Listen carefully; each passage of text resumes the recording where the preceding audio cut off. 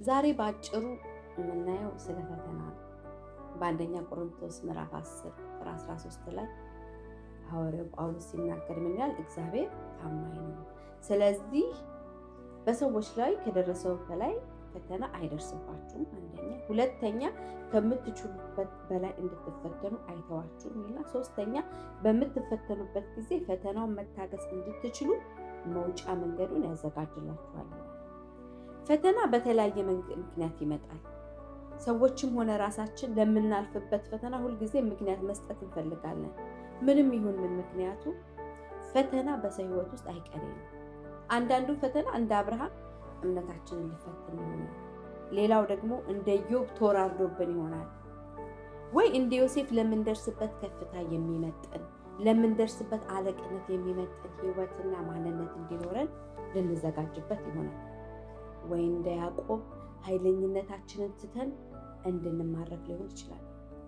እንደ ሙሴ የእኛን መንገድ በላይኛው መንገድ ለመለወጥ ሊሆን ይችላል። አለፍ ሲል ደግሞ በራሳችን ምኞትና ሀሳብ ስንታለን የከበረውን ከተዋረደው መለየት ሳንችል ስንቀር ራስን ዝቅ ማድረግንና መታዘዝን ልንማር፣ ወይ ከመወለዱ ጀምሮ እውር እንደነበረው ሰው የእግዚአብሔር ክብር ሊገለጥብን እንደ አስተማሪያችንና መሪያችን ጌታችን ኢየሱስ ክርስቶስ የላይኛውንና የተላክንበትን ሀሳብ ለመፈጸም ለመዘጋጀት በማንኛውም ምክንያት ይሁን እግዚአብሔር ግን መንገዳችንን መረዳትና ማወቅ ያለብን ነገር በእኛ የሚጀምር በሰዎች ላይ ያልደረሰ ፈተና በሕይወታችን አይመጣም። ስለዚህ ሐዋርያው ጳውሎስ በአንደኛ ቆሮንቶስ ምዕራፍ 10 ቁጥር 13 ላይ የሚነግረን የመጀመሪያው የፈተና ባህሪ አዲስ ነገር አይደለም። በተለይ ጠላት የሚያመጣቸው ፈተናዎች በምንም መልኩ አዲስ ይዘት የሌላቸው ያረጁና ያፈጁ ፈተናዎች ናቸው። ዛሬ ማናችንም በሕይወታችን የምናልፍባቸው የገንዘብ ይሁን የዝና ይሁን የስም ይሁን የዝሙት ይሁን የሴት ይሁን የወንድ ይሁን ያ ግብዣ እኛ አዲስ ወይም ስፔሻል ስለሆነ ለእኛ የቀረበ አይደለም። ይህ ግብዣ ከኛ በፊት ለነበሩ ለብዙዎች እንደቀረበ ከፈተናው በላይ ያለፉት ከፍ እንዳሉበት የወደቁ ደግሞ እንደጠፉበት ማወቅ አለብን። በሌሎች ያልደረሰ ሌሎች ያልተፈተኑበት አዲስ ፈተና እንደሌለ ማወቃችን በድል እንድንወጣ ይረዳናል። ሁለተኛው ደግሞ ሐዋርያው ጳውሎስ የሚነግረን ነገር ከምትችሉት በላይ አትፈተኑም ነው። በሰቆቃው ኤርምያስ ምዕራፍ 3 ቁጥር 27 እስከ 28 ላይ ምን ይላል? ሰው በወጣትነቱ ቀንበር ቢሸከም መልካም ነው። ሰው በወጣትነቱ በሚችልበት ጊዜ እግዚአብሔር ያሸከመውን ቀንበር ይሸከም ይላል። ምክንያቱም እግዚአብሔር የምንችለውን ፈተና ብቻ ወደ ሕይወታችን ስለሚያመጣ ነው። እንደ ወርቅ ነጥረን የምንወጣበት ከምን እንደተሰራን ቤታችንን በምን እንደገነባን የሚታይበት እንጂ የሚያጠፋን ስላልሆነ በምንም ሁኔታ ውስጥ እንለፍ ማስታወስ ያለብን ከምንችለው በላይ እንደማንፈተን። ሶስተኛው ደግሞ ከፈተናው ጋር አብሮ መውጫውን ያዘጋጃል። ኢየሱስ ጌታ ነው።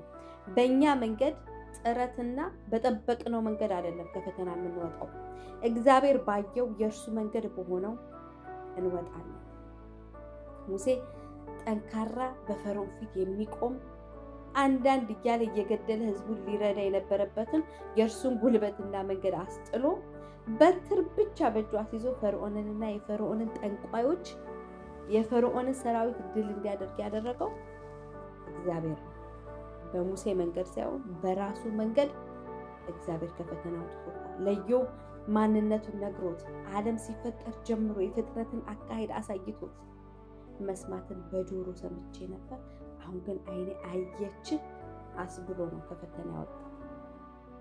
ስለዚህ እኛንም በምድረ በዳ ወስዶን ከመከረን በኋላ ይህች ማናት ዓላማ ይዛ እንደሚያስፈራ ሰራዊት በውዷ ተደግፋ የምትወጣ የሚያስብል ዓላማን ጨምሮብን የእኛን አስጥሎ የራሱን አስይዞ ልባችንን ከስጋ ለባሽ ላይ አስነስቶ ዓይናችንን ወደ ራሱ ብቻ እንድናይ አድርጎ እግዚአብሔር ያወጣናል።